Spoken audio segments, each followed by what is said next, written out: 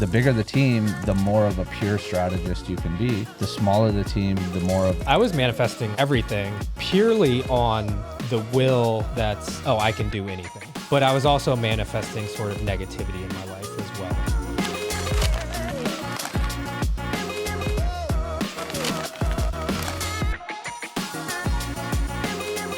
Manifestation in pop culture is... The most uncomfortable thing for me to accept was not being a strong... Email, Slacks, everybody, this, that, and the other thing. And I'm at the point where I'm like, what am I even fucking working on anymore?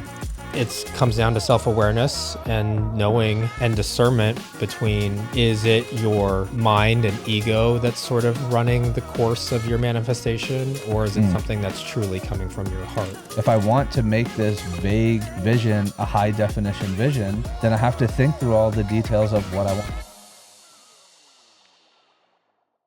Hey guys, welcome back to the Logan and Faiez Show. Thanks for joining us again. Faiez, tell me what we get into today. Man, today we're talking about the 4-step framework for manifestation and how to recognize what you are strong at and what you are weak at and what to do with that information so that you can manifest the life that you want. I think sometimes it's easy to get caught up in the buzzword of manifestation, but really in this conversation, we just look at the practical steps of what gets you from idea to creation. If you've been watching our stuff, listening to our stuff, give us a like, subscribe, and comment. We want to hear from you. Let's get into it. What did you do while you were meditating for those 2-3 minutes? Oh, I always just go straight to breath. Any thought that's coming through, take it back to my breath, because my goal is simply just like, I want to calm my mind, period. It's nice to be in a place now when most people start meditating, or the things that I hear most, or the things that even I went through a little bit, was, I just have too many thoughts. I can't stop thinking.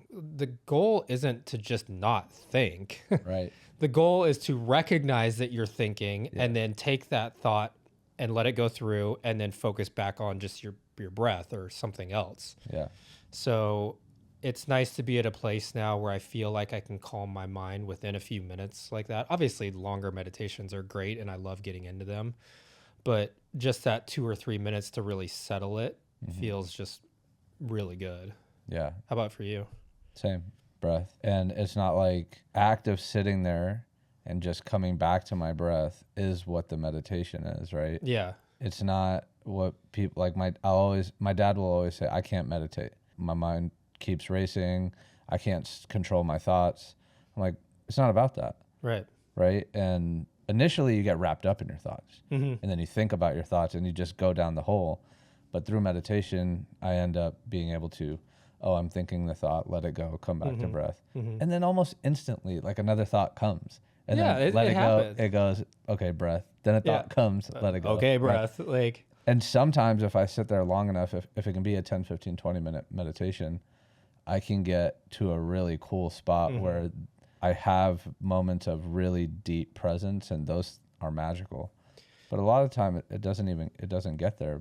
But I end up better than I was. I used to also think that I had to get to a place in the meditation where grounded or very silent, that then like all this new amazing stuff would be downloaded and I'll get all these hits of inspiration and everything. And then I started to realize, it's actually sometimes, yes, that can happen. Sometimes. But it's really sometimes the 30 minutes after a meditation where everything starts dropping in and I'm like, this is really good stuff that I'm thinking about now. It's because I've cleared out all the garbage from my mind in the meditation to allow for other information to drop in. Yeah. I have 4 timers set through my day. At work, it's the most awkward. Like I have one at 1:30. And so yesterday I was literally sitting at my desk. People were around. And I was just like, I just closed my eyes, 3 minutes. I don't know if people saw me or not, but I did it. Probably not. And I feel like most people are not observant. And even if they did, they're like, oh yeah, Faiez is probably meditating right now. Like that's such a him thing to do. Yeah. And it's just like by 1:30 in the day, I've got email, Slacks, everybody, this, that, and the other thing. And I'm at the point where I'm like, what am I even fucking working on anymore? And that 3 minutes helps me like, okay, this is the next thing that I'm doing. This is what I'm doing right now.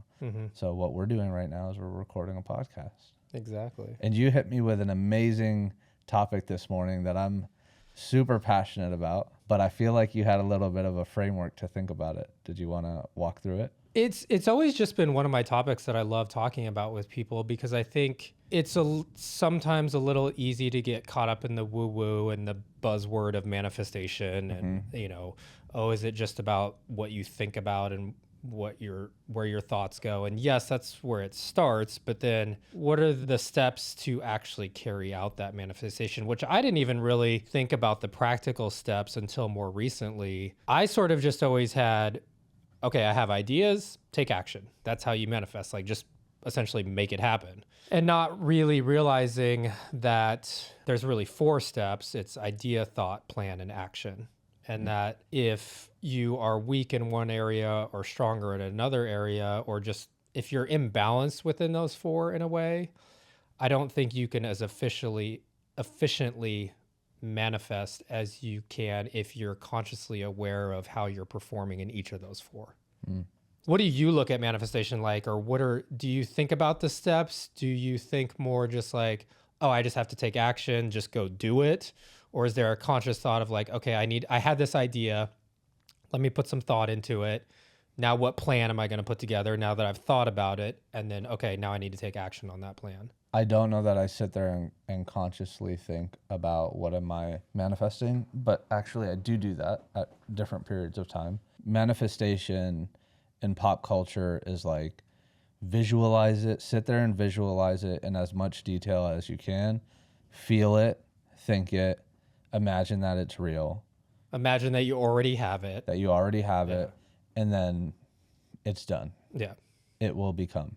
But that's not all there is to it. And what I've always thought, the imagine it in detail part and feel that it's real part, if I separate those two, imagine it in detail is planning. Because I don't know if you ever sit there and try to visualize something in detail, like let's say I want $100 million business and I visualize it.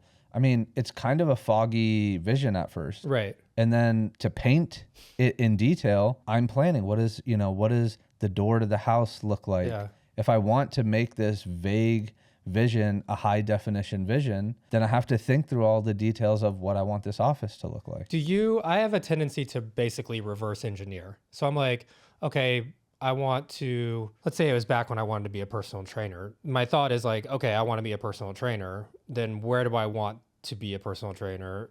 Oh, at Gold's Gym. Okay, now I need to work backwards from, well, what are the steps to get there? So I think I used to work in a backwards reverse engineering plan.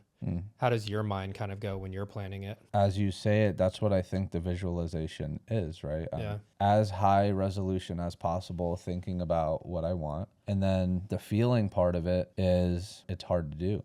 And in order to feel it with more conviction, I have to start putting action to that vision. Mm-hmm. And the more action I put to that vision, then I become familiar with the feelings that are associated with bringing it to life. And so they're all working together.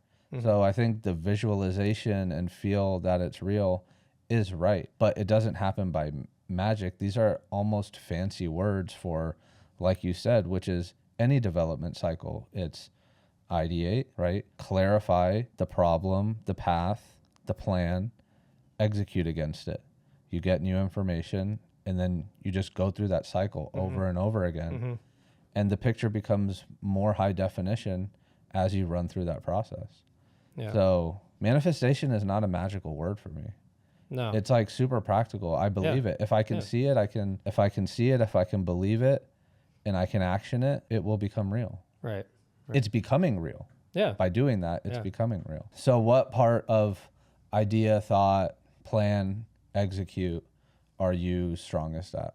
I mean, you know me as a creative and an artist. I have lots of ideas. Yeah. So ideas are always flooding in. I've gotten better over time of recognizing, okay, what are the ones that I really want to carry out? Mm. What are the ones that are sort of worth my time at this point? I think as I've gotten older, and especially now that I have kids and running a couple businesses, I can't just keep throwing darts at everything. Mm-hmm. You know, I definitely was not a planner in the past. I very much, you know me also, I went off of instinct and sometimes just really jumped in head first and would definitely hit my head at the bottom of the pool sometimes, and it wouldn't feel great. I think I've become a little more balanced now, but I would say my weakness is probably still in planning. I mean, I'll have ideas come in all the time. I'll think about them all the time. And then I'm like, okay, I just want to take action.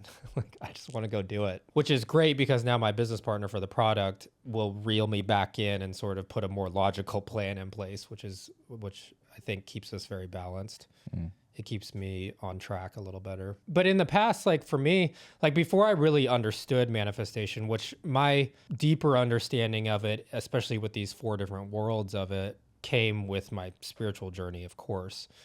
But prior to that, I was manifesting like everything purely on the will that's, oh, I can do anything. But I was also manifesting sort of negativity in my life as well, because I was just like, well, I can do anything. I can be anything. I can, like, say, for example, it was very much burning both ends of the candle on party days and my personal training days.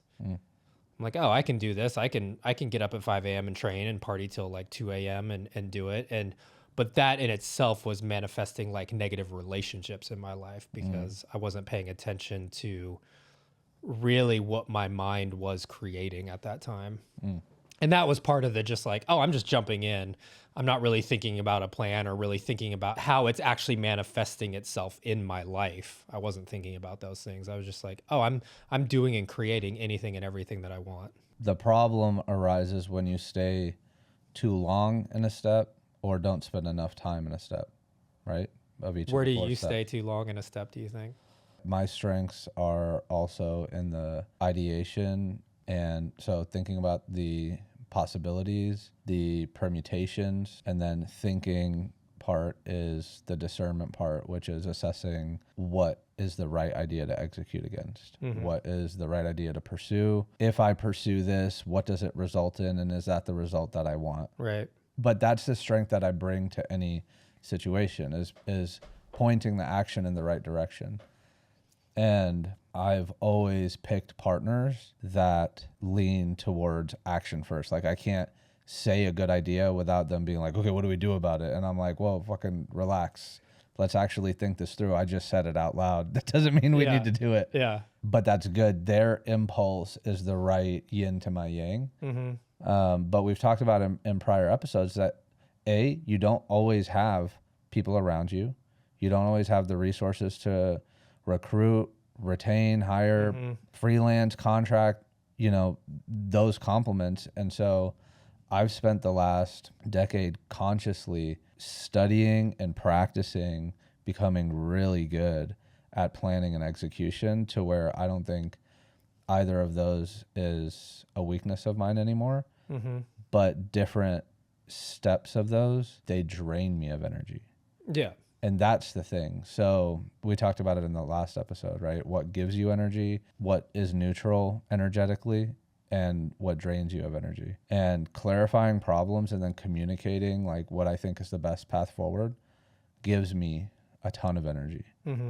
Actually executing against that plan and knocking out tasks drains me of energy. But what I hate is having ideas that don't become reality. And so I do execute against them if I have to. Yeah. And so whoever's listening, you fall into one bucket. You have a strength and you have a weakness. And so the question is like, how do you come to realize what your strength and what your weakness is? A lot of people want to avoid that because it's kind of uncomfortable. I mean, it always comes back to self-awareness, That's what the meditation comes in.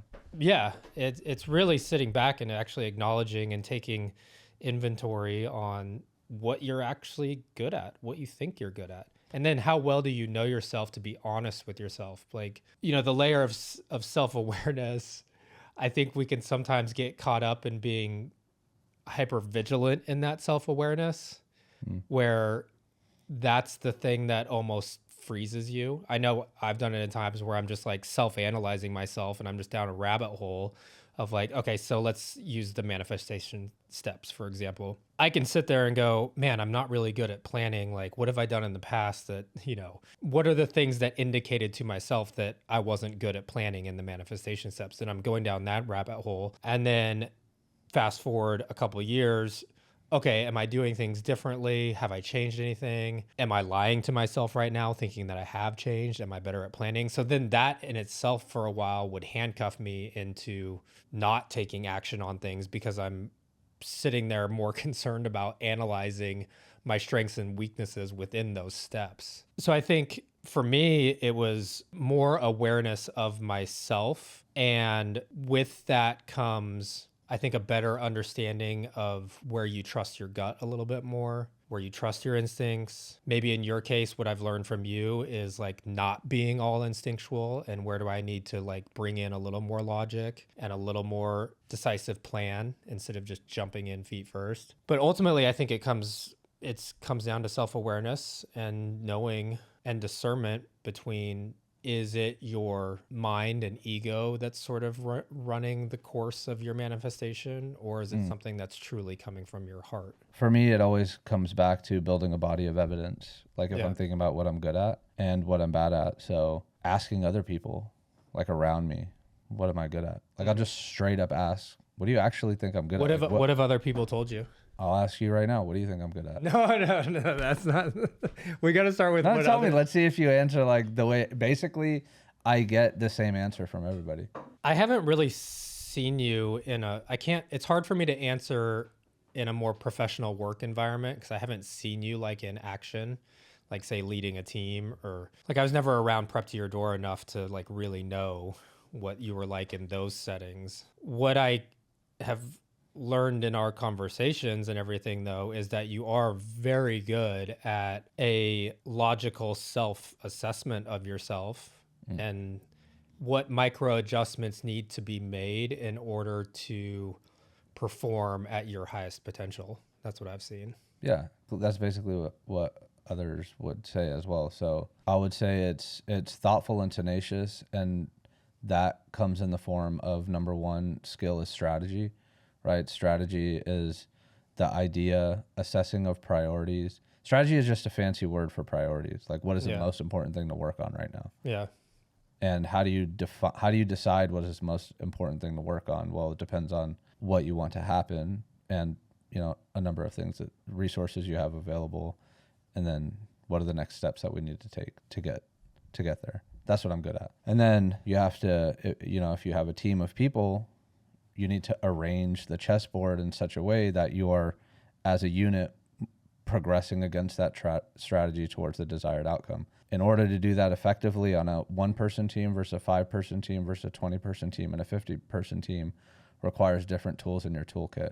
So professionally, that's just what I do. The bigger the team, the more of a pure strategist you can be. The smaller the team, the more of a tactician and technical skill you also have to have, because you need to get into the mud and execute as well. And so I've worked on teams of all of those sizes, and so I've built my toolkit accordingly. But if I could just sit in my strength all day, every day, it would just be synthesizing all the activity that's happening around me and say, this is good, this is bad, do more of this, do less of that, rinse and repeat. When you say you've filled your toolkit, what are some of those tools in that toolkit to help manage these teams? Most practically, you know, it'd be, what's today? The 31st, right? So we're going into a new month. So we're going to do a monthly review, right? We're going to assess that against our quarterly roadmap.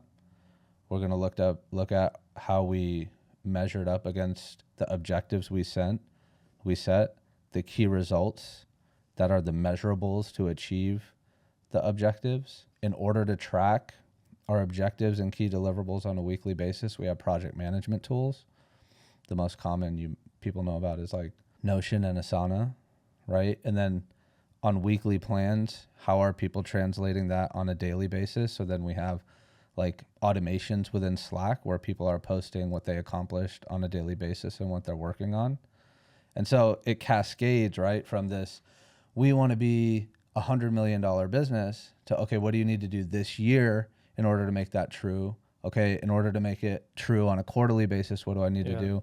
What do I need to do this month? What do I need to do this week? What do I need to do today? What do I need to do right now? Well, there's that reverse engineering. It's a reverse engineering all the way through. All the way through, yeah. And then when we go all the way down to the, okay, what am I going to do today? What am I going to do right now basis? Then I have my own tools for that, right? So you're always weighing against what is important versus what is urgent, right? And then the drudgery of the tasks that need to get done.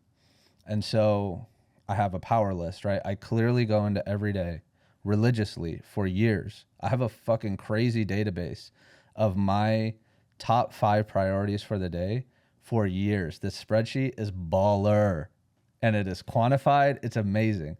You could ask me 2 years ago on this day, what were your top 5 priorities? And I can pull it up on my phone and tell you. So I have to get those things done.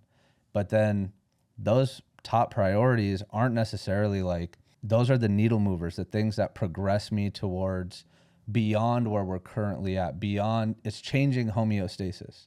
But to maintain homeostasis, you know, you got to sweep the floor. You got to make sure you turn the lights off. You got to send the contract out. Sending the contract out is not moving the needle forward, but it has to get done. Right, right. So then I time block like specific time for tasks and communication. So these are like the tactical, you asked the question, like, what are the tools in my toolkit? For every time horizon, from year long down to the single day, down to the moment, there are tools and strategies that you can deploy to keep yourself on track and moving towards the outcome that you want. So that's what I do. So, completely different than if I asked you the same question and it's like, well, set up the cameras and do this and do that. Like our days are completely different. So different. That's what I love about it though. When you're managing your team, do you pay attention to, how many team members do you have right now approximately? A couple dozen. Okay. So when you're overseeing them and are the thoughts ever coming in of like, okay, we're manifesting this business together. Are you looking at them and saying like, oh man, this person's thinking too much about this. They need to start taking some action. Oh, this person, like, do you notice those 4 worlds of manifestation in your employees as well? And then do you take any steps to push them in certain directions? Yeah, I just finished all my monthly check-ins this week. Nice. And I make them fill out a self-evaluation. What are the things going well? What challenges do they have? Is there anything urgent that needs to be addressed? It's a 15-minute meeting where they talk most of the time. And rather than, unless something is like critically wrong, if it's an adjustment that I've observed that we need to make, I just keep a note throughout the month. And then when it's time to sit down and have that check-in with them on the monthly basis, I'm like, okay, I made these 8 notes about this person. What are like the 1 to 2 things that I could say to them right now that could help them course correct? And that's it. And those are like the little disciplines that so many managers and leaders just don't do. Right. Because sometimes you don't have those 1 or 2 notes. And you're like, let's cancel it. I don't have anything to say to you this month. But no, it's like eating your vegetables. You just do it over and over again. It builds a sense of security. It gives you a safe space and a channel to have feedback loops. And your team becomes tighter and they trust your feedback when you do have something to say.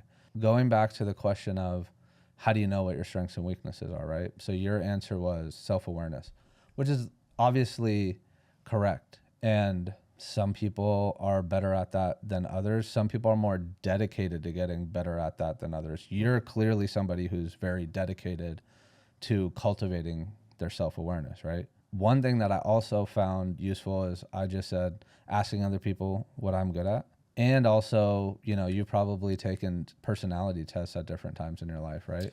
A little bit. What's your Myers-Briggs? But I don't even remember. I would have to take it again or look it up. Because while I think those are good frameworks for the type of person that you are, I don't like to attach myself to just a personality test because our personalities are formed over the course of like 20 years in whatever environment, social setting, teachers, our childhood, all those things. And I think sometimes it's easy to attach yourself to an identity of that personality when that very well might not even be you at all if you were to rip all that away and kind of start fresh. It's you in that moment that you took the assessment in that moment. Right. And so I agree with you that to avoid getting attached to the results of the assessment, you could take any handful of assessments. But what I have noticed is because I take a lot of these and I've taken them throughout the years. And so my results shift a little bit, but like there is a through line, right? Almost all of mine come back to tell me that I'm the strategist, and it lines up. Mine always comes back to basically I'm the big picture person. So there's still some value in there to recognize I mean, ask yourself, does this line up with what I understand about myself, what others reflect back to me as well? And so again, it's building the body of evidence to honestly assess what your strengths and what your weaknesses are. And I'm not gonna lie, when I see some of these assessments, they fucking piss me off. I'm like, fuck you. I don't want to be that. God damn. Hold on. Why can't I be that? That's funny because I was just thinking about something I wanted to ask. So you've asked people, you know, what am I good at? What's something somebody has said about you that you're not good at, that you were pissed probably when you heard it, but you also know it was probably true? Two things. I'm not a me get shit done person. I get shit done through other people. But like that doesn't feel good in my core to be like, no, everybody wants to be a get shit done person, but I'm not. And then another is that I take a very long time to develop trust with people. I'm not a person that walks into the room and all eyes turn to me and I become, you know, friends with anybody in an instant. That's just, it never has been me. I guess I won't limit myself and say it never will be me, but it's unlikely to ever become me. And I don't love that. I'm like, what the fuck? I want to be the life of the party. I want to be the center of attention, but I'm not. And that's okay. Yeah. What Where do about you think that comes from? It's just not my personality. Yeah. I'm so deeply observant versus like I watch my wife and the shit that comes out of her mouth and like the things that her energetically responds to. I'm just like, why did you, what? That's what you, that was your response? Like, but it just like creates this enigma. She just keeps, and I'm like, I couldn't even try to be that. I don't understand what's happening behind your brain right now. I don't even think you understand. You're just being. Yeah. You're just being, and by you being, this is the result. Yeah. Like she doesn't think about what she says. And people love her for it. Yeah. Yeah. I think about She's unfiltered. What I say a lot. Do you think that filter comes potentially from your race and what you grew up with, that you maybe had to be a little more filtered or felt like you had to be a little more filtered or thoughtful with your words because you didn't want to be perceived a certain way? Well, probably. And also my dad said I came out of the womb like thinking. He said I looked like I was like, what's going on here? That's so funny. Like that's what I looked like when I came out. So I'm sure your kids came out a certain way, right? Yeah. Well, I got to see Atlas pop right out. I didn't get to see Noble pop right out. It was a different positioning. What was if you could describe his personality the moment he came out, what was it? It was like, this might sound cliche, but it was literally like watching a star in the sky get brighter. Like that's the best way I can describe it. Yeah, and he has that energy. Yeah. He's not trying. No. He just kind of is. He just is. He's just a very bright, shining star. Yeah, so I don't know what his weaknesses will reveal themselves to be when he gets older, but his strengths are kind of obvious from the get-go. Yeah. You want to talk about the life of the party and the center of attention? Yeah, he has that kid. He has that energy. We constantly keep saying he has front man vibes because he's obviously into music. I'm like, he's got the front man vibes. You're born with it. Yeah, I think you're born with front man. Yeah, you can become a front man if you own your personality, but it's still qualitatively different. No. But anyways, what's uncomfortable for you to accept? I think the most uncomfortable thing for me to accept was not being a strong leader. Was like, and it wasn't necessarily said to me directly like that, but that was the theme coming from people. And most of them weren't saying it in a way of like, oh, you're a terrible leader. It was more in the sense of, Logan, you have some skills and wisdom that you could pass off if you stepped into that role, if you took that initiative, if you carried yourself in a much better manner. That was a really hard one because that went in line with just kind of becoming a better man and things that Casey was asking of me, things that I started to see in actual mentors that I was looking towards. I think I too easily slip into a category of, previously, not so much anymore, of kind of wanting to be friends with everybody and not recognizing when I'm in a position more of leadership or being looked at for advice or guidance or things like that. So that's something I've worked really hard on the last like 2 or 3 years. But it was really hard to accept that about myself, that that's what was going on, especially because it was something I definitely wanted to change. It wasn't just like oh, I'm not the life of the party. That's all right. I don't need to be that person. It was, no, that's something I really want to be better at and become better at. How do I work on this? And that was a hard pill to swallow. Because it was kind of in a way like I had to admit that I wasn't being the man that I wanted to be. And as a man, that's a really fucking hard thing to admit. Yeah. Or even to be aware of, or even to be willing to challenge yourself on and say, oh, I need to be better at this. That is a really honest answer. And also, I think goes to show that if you want to get good at a thing, you can get good at a thing. Absolutely. And I really genuinely believe it comes back to the energy equation. What's giving you energy and what's taking away energy? Yeah. Maybe you're not naturally, your natural behaviors lean towards wanting to be friendly with everybody, not being a front man, but a part of you does want to rise to being able to have leadership qualities. And if you got good at that, practiced in certain moments, that could give you energy, which to me is a signal to lean into it. I never thought of myself as a leader growing up. And I'll never forget the first time I got the feedback that I was meant to be a leader.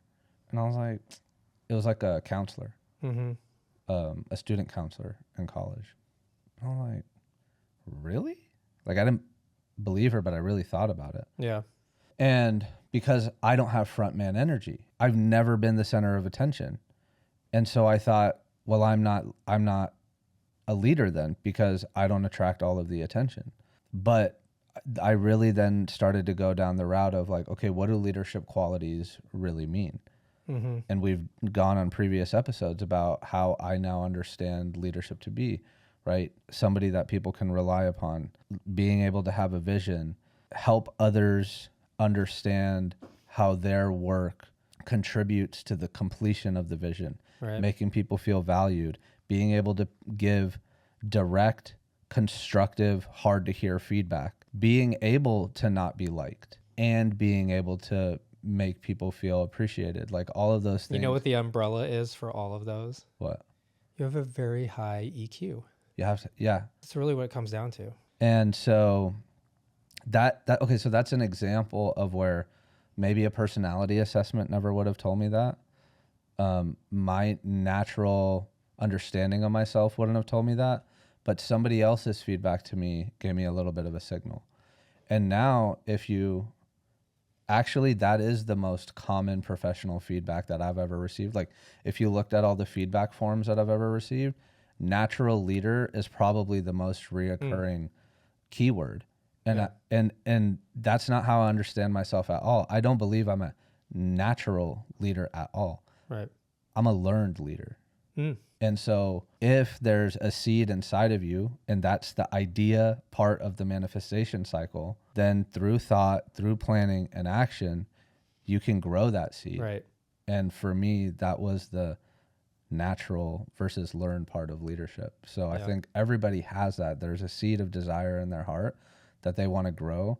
And maybe the signals they're giving themselves or others are giving them don't give them a high degree of confidence that they can, but if you listen, go from low res visualization to high res visualization, put plans to it, put action to it.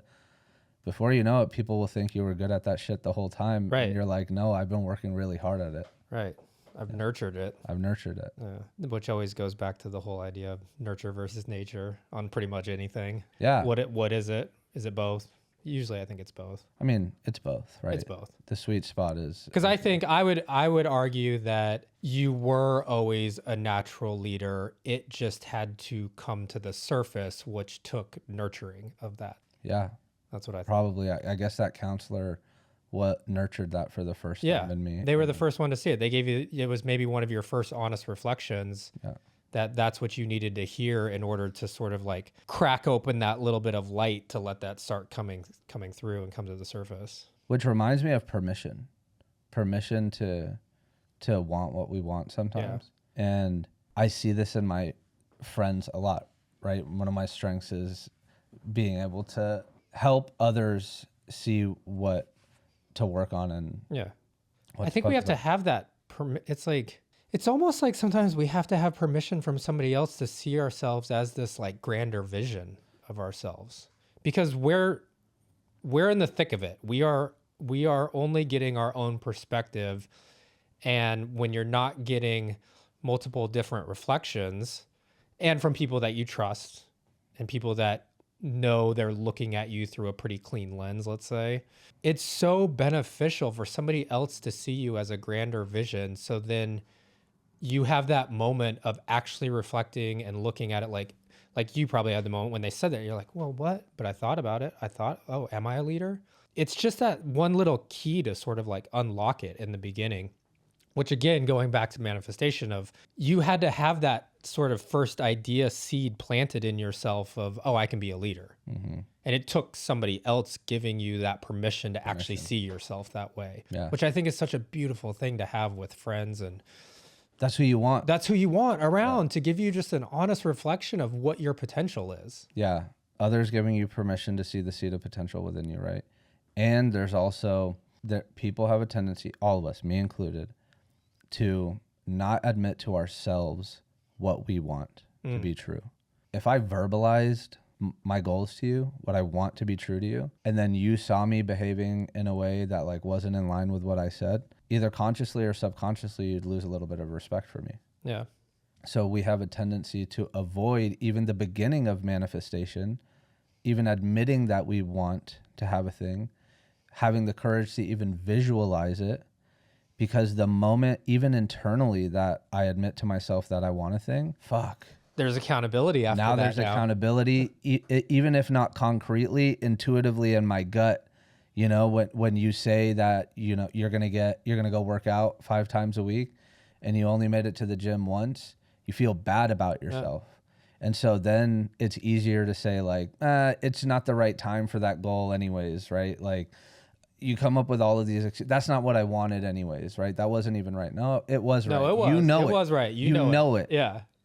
And so, you know, God, just stacking that up over a lifetime is just the difference between living a life that you consider yourself to be brilliant versus one where you become old and resentful of others. And you can see it in older people, right? The person that looks at someone else and says, you don't understand, like, this is going to happen when when you have kids, you'll understand, you know, or when you get older, you'll understand, like, life doesn't work that way, versus like, hey, yeah, I see that for you. I see that for you. Have you considered this? Yeah. You know, that nurture versus destroy. And that's how you feel about yourself. Whenever I hear somebody get advice from a friend, and that advice, the first thing that comes out of their mouth is something towards not being able to accomplish that dream, I'm like, fucking lose that person. Like, if that's the first thing out of their mouth, and if it's not, yeah, let's see if you can figure this out or make it happen, or what have you thought about? What are the steps you want to take? What do you want to do? Or that excitement, or that, like when we were talking about way earlier in this conversation, having that like cheerleader that, yeah, maybe it's like, oh, wait, hold on, we need to kind of plan this out a little bit. But their first initial reaction is like, I'm here to cheer you on through this, regardless of what the outcome is going to be, but we're going to make this happen. Man, I love this topic. We barely scratched the surface, I feel like. Yeah, we could talk about it over and over again, because, I mean, what is life if not creating and manifesting constantly? That's what I'm in my waking hours, and also when I'm asleep too. So cool, man. If you liked the episode, give us a like, subscribe, comment, follow, talk to us. Yeah, reach out to us. Talk to us. Yeah, I've had a couple of friends text me, and I think same for you, that they listened to a couple episodes, and that fills my cup. Totally fills my cup. Cool. I'll see you in the next one, bud. All right, buddy. Love you. Bye.